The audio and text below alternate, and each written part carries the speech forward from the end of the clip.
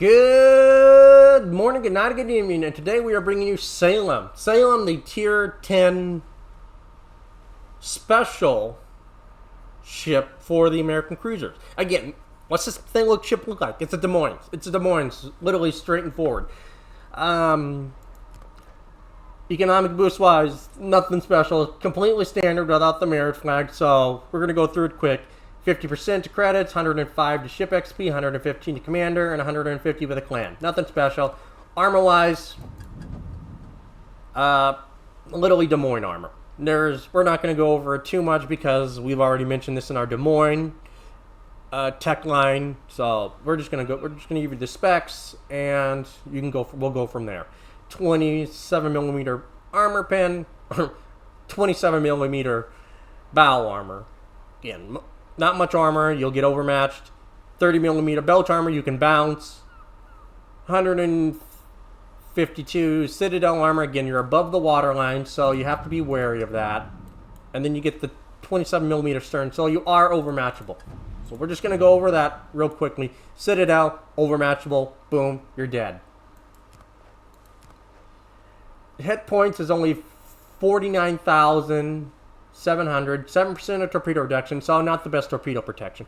Try not to take torpedoes, you will be dead real quickly if you take torpedoes constantly. Shima, Euro DDs, Jaeger, any kind of DD, you take continuous torps, 3, 4, 5, yeah, you're going to be hurting. Now, again, like Des Moines, her main selling point is her guns. 5.5 reload, minimum switch time of 2.2. Minimum 180 of 25 seconds, max dispersion. You know, way I have her built out is 149, 18.4 kilometers in range. Shell damage 2800 to HE, 5250 for AP damage. Again, 14% of fire, 34mm armor pen. Don't know. I wish it was 38. But 34 average, it's going to have trouble striking most ships' deck armor. Since most of it does reach 32, you get some 34s in there. Some ships, you're just going to have to aim for the superstructure and pray you get RNG. And you just spam enough shells out and you get fires. Again, velocity 823. Floaty shells, of course, like typical Des Moines shells. AP, same thing. Very floaty. Again, at 5 to 10 kilometers, it gets pretty short, so you get more of a flat arc. Again, American secondaries, don't spec into them, keep them normal. Just do that, you'll be fine. 5.4 rudder, 5.4 reload, 7.7 range, 1800 max damage, 5% of fire, 21 armor pin. Velocity standard, nothing special. Airstrike, two flights, two flights, one plane in each. 5,000 max damage, 8 kilometer range, average. Be wary of subs. They will shotgun you. They can outrange you, so you have to be wary of that. AA damage, actually pretty decent. She gets 12 72mm guns, and then the 6 dual mount 127s. Most of it's in medium range DPM, the 72mm at 417 with a 105 on the long range.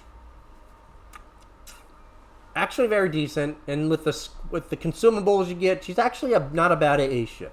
At 1680 for long range shell explosions, 5.8 range, not the best. Again, tier 8 CVs you'll massacre. Tier 10 CVs you can give a little bit of a nosebleed. Speed 33 knots, 770 turning circles, 6.9 rudder shift, concealment 10.2 or 10.9, sorry. The concealment, it does play a part in Salem's playstyle for sure. Now for the equipment, main armaments 1, no question about it. If you have the Cole Surveillance Radar Mod 1, if you can't and you don't want to, Damage Control Modification 2, or Mod 1, sorry. Aiming systems, steering gears, concealment, and then you could go main battery mod 3 for the reload. That'll bring it down more. But I would rather go firing range, because the firing range is very decent. And it's actually not bad at that range. You'll be surprised at the amount of flexibility you have when you have this kind of, well, range. Now, like I said, the A is actually not bad. Since you do get defensive fire, you actually become a pretty good AA boat. And then you can pick either Hydro or Radar. Radar, no question about it. Now, it only has an 8.5 range. That's the downside of Salem. She gets a nerfed radar range of 8.5. And your concealment's 10.9.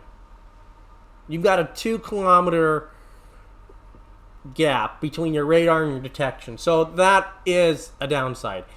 That's why hugging an island is the best thing you can do, so you can be as close as possible, but having a reason to disengage. So there is some pros and cons of this ship. The one good thing about it is that it does get a super heal. It does have a pretty long cooldown, though. So, but basically, super heal, you can tank a lot more than the standard Des Moines can. Des Moines gets a faster reloading heal, but you can tank a lot more. Like, I've seen Salem's and clan battles be on the brink of death, and they are down super low. You pop that super heal, and you come back to life. Again, if you have Halsey, absolutely run them on John Doe. Run them on. If you have Halsey, run them on Salem, because you get that in Confederate skill. It's only going to make Salem and Des Moines that much better. Now, if you don't have Halsey, you can run John Doe. But remember, Halsey is a premium captain, so you can switch him back between Des Moines and Salem. I've seen a lot of people run Halsey on Salem and Des Moines. Totally fair. You can absolutely do that. I personally run him. As you see, he's being trained for my Vermont, because the Confederate makes, well, Vermont much more durable. Now, for the Salem skill, and this will practically apply for the Des Moines, the majority of it also. Grease the gears, gun feeder, priority target, superintendent, concealment, super heavy AP, adrenaline rush, and top grade gunner. That build will work for Des Moines. The only time you'd probably switch out the heavy AP is for survivability expert, and I'm only saying that because you could take survivability expert in clan battles. But that would be the only reason I would ever take survivability expert on a Des Moines or Salem, is for clan battles. But we'll show you what she looks like in the replay. And she is well worth the coal, folks. Well worth the coal. Hello, and welcome to Salem's review replay, folks. Again, as you know, we're on the asymptomatic mode with Azumo, Salem, Petros, Forrest, Sherman, and a Palau.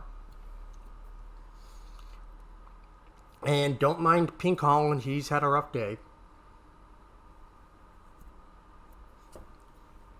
But this one really stands out. This shows Salem's strength to a T. I mean, Salem sacrifices, radar, range, and an hydro, but it picks up a super heal. And you'll see just how that super heal works. Again, we only get 4 charges. So we have to use them at the right time to get as much health back to keep us in the fight. That's literally what's going to come down to. Now, I was running flags because I had it set up for clan battles and then completely forgot to remove the flags. So what you'll see is what Salem does with flags on also. Again, there isn't a huge difference. Just a little bit extra fire chance. And the consumables just add reload just a tad bit faster. Not much. Maybe about 5 seconds at minimum. Those flags don't make a huge difference. I mean, in battle, yes, a couple seconds can make the difference, but it's not the end of the world.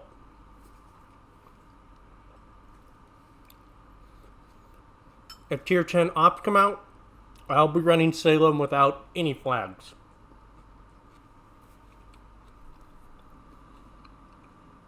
Again, Salem's kind of been relatively, left in the gutter because of her counterpart, Des Moines. Same ship, same class. Just Des Moines gets that, when you put that legendary mod on Des Moines, it makes it 10 times better than the Salem. But Salem still has some good characteristics. And the split shows up, and we just start unloading on it. And this is a very interesting position because it leaves me open from cross shots from B. And you'll see that happen. Torps are coming in from the split. We probably could have avoided that torp, but then we turn back in and we take the second torp. So, not looking good right off the bat. They load AP, and this Auxiliary is just going to go down real hard. 13k. Another, 24k right there. And we pick it up. So, within just a few seconds, we've jumped to 50k. Again, I'm still slightly broadside to those ships in, B. Mostly the Baltimore and the North Co.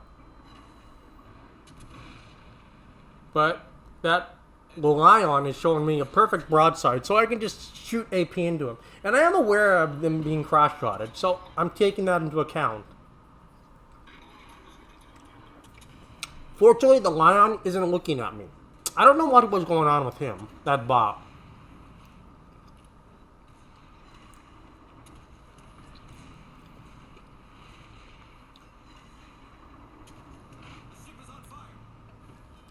We get a double fire.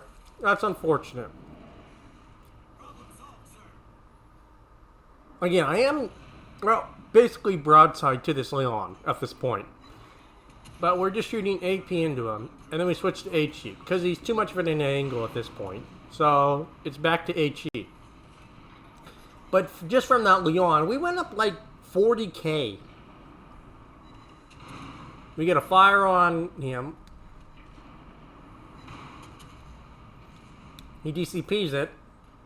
We get double fires, he DCPs, and we pick him up. So we went up at like 50k just on that one, ship. We lost 2/3 of our health though, but we got a super heal coming up in 20 seconds, which will put us at about half health now. The Blau's kind of, with that smoke screen, he can't really see anything, so I have a huge damage advantage. Then you see our Petro is, doing really good back up there. The Izumo is at half health and running. And the Sherman, I was wondering why I was being constantly shot at. The Sherman was literally just sitting in the smoke all this time. Baltimore goes broadside, 9 shells out. Not too great. That should have been more, but then we start getting the Citadels, and his health just goes down. He's dead in 2 salvos, basically. That's just how strong she is. Now, the radar range is really limited, so you have to choose the right time to use it. Again, broadside, North Coast, so we just shoot AP into him. The Blau does pick that one up. But, let's face it, that thing was already dead from the beginning. We're at 4 kills already. We do stop just long enough because we realize, we're going to cap this. The Sherman's gone, so we can get capture points.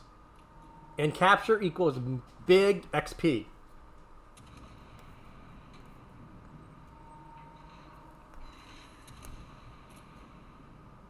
Now, I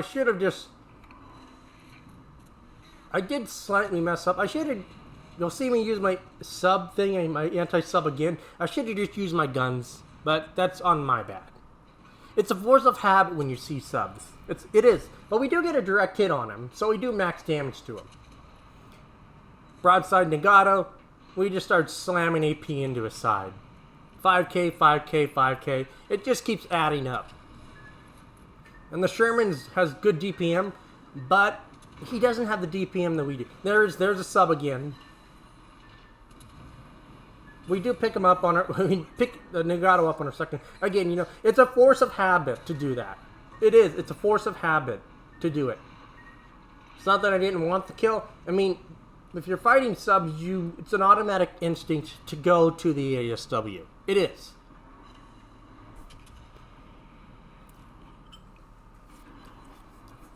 And now we're just chasing after this DD.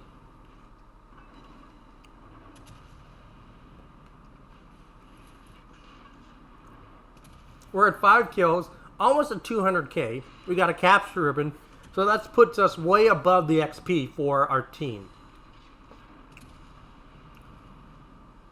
The Blau is just not getting lucky with his torps.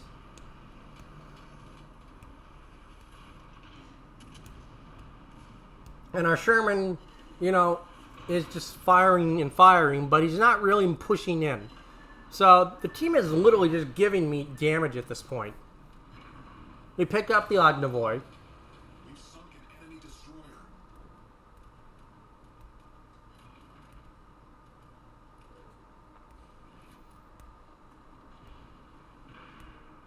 We bounce shells from the Rook. He shows himself. Again, I don't know what was going on the other side. I mean, the Petro's still basically full health.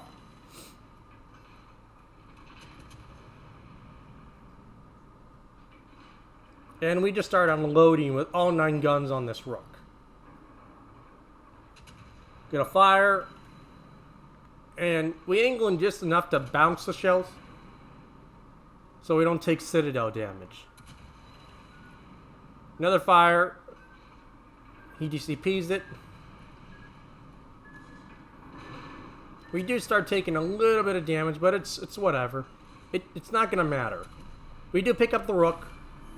And the CV's coming in on us. Again, the sub drops all of his torps, but it's not enough to kill the Implacable. And then he's basically broadside. And, well, Implacable dies real quickly on a broadside. And I'm going to pick that up. That's kill number 8. 250k. So 250k, 8 kills, 1 capture ribbon. And they're going to pick up the King George on the other side, so he's going down.